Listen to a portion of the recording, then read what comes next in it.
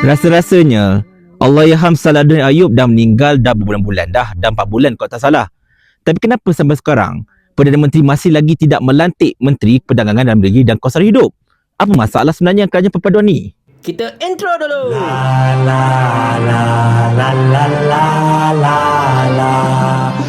Assalamualaikum warahmatullahi. Ketika ini Papa Beri sedang berada di puncak Gunung Bursa, di mana atas bursa ini kita dapat lihat salji kiri kanan depan belakang. Memang jakun kejap lah. Tak pernah jumpa salji kan. Paling kuat pun salji kita jumpa dekat ICT lah, ICT Calam. Tapi itu pun pakai ais kepal. Yang ini memang salji original. Tapi dia punya suasana taklah sesejuk mana. Boleh diterima akal lah secara asasnya.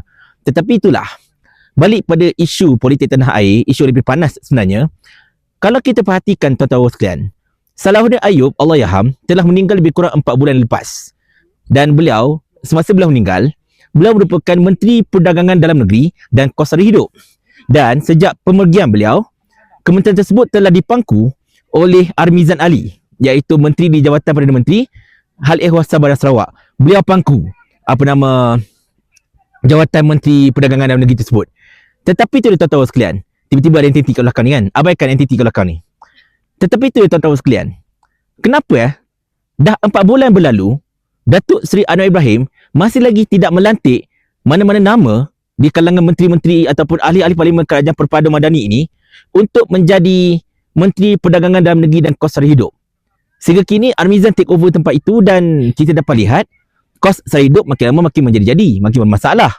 Dalam masa yang sama juga, tidak ada sebarang penyelesaian tuntas. Dan sejak pemergian Salahuddin, kita ada beberapa isu seperti masalah berkaitan dengan harga beras, seperti masalah dengan harga gula dan macam-macam lagi.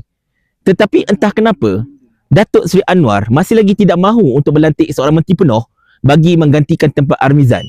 Seterusnya untuk menajui Kementerian Kos Sara Hidup. In fact, dia tidak promote pula Fuziah Saleh daripada PKR yang merupakan Timbalan Menteri Perdagangan Dalam Negeri dan juga Kos Sara Hidup sebagai menteri penuh. Dan Fuziah masih kekal sebagai Timbalan Menteri. Jadi di sini menimbulkan soalan tuan-tuan sekalian. Kenapa? Lagi sekali kita tanya. Kenapa Datuk Seri Anwar Ibrahim masih lagi tidak mahu melantik seorang menteri penuh untuk kementerian yang boleh saya katakan sangat-sangat vital sebenarnya untuk rakyat Malaysia ini? Apakah nombor satunya, desas-desus mengatakan bahawa kabinet reshuffle itu memang akan berlaku. Jadi mungkin Datuk Seri Anwar Ibrahim hendak menantikan agar beliau memang nak menunggu kabinet reshuffle itu berlaku supaya pelantikan akan dibuat sekali harung. Ataupun mungkin tidak ada seorang calon MP pun yang layak dan bersesuaian serta berkebolehan untuk dilantik sebagai Menteri Perdagangan Dalam Negeri dan Kos Sara Hidup tersebut. Tak tahulah.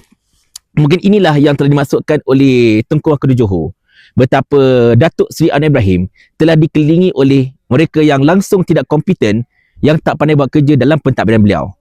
Tetapi tuan-tuan sekalian, kita cuma harap agar pelantikan satu menteri yang akan menajui kementerian yang sangat-sangat penting ini, kita harapkan boleh berlaku dengan cepat lah. Sebab rakyat makin lama makin mengeluh tentang kos sara hidup yang semakin lama semakin meningkat, dengan harga barang yang semakin meningkat. Apatah lagi pada tahun depan, kita tahu subsidi bakal ditarik sedikit seperti subsidi diesel, seperti harga ayam yang bakal diapungkan dan macam-macam lagi. Jadi tuan-tuan sekalian, kita harapkan kerajaan ini cepat buat kerja. Sebab anda kata kalau kerajaan ini tak gerti buat kerja, mungkin bolehlah kerajaan ini just step down dan biarkan orang lain yang take over pentadbiran. Jika tidak, jangan salahkan rakyat. Sekiranya kalau rakyat bertanyakan soalan ini kepada para menteri, terutamanya kepada Datuk Seri Anwar Ibrahim.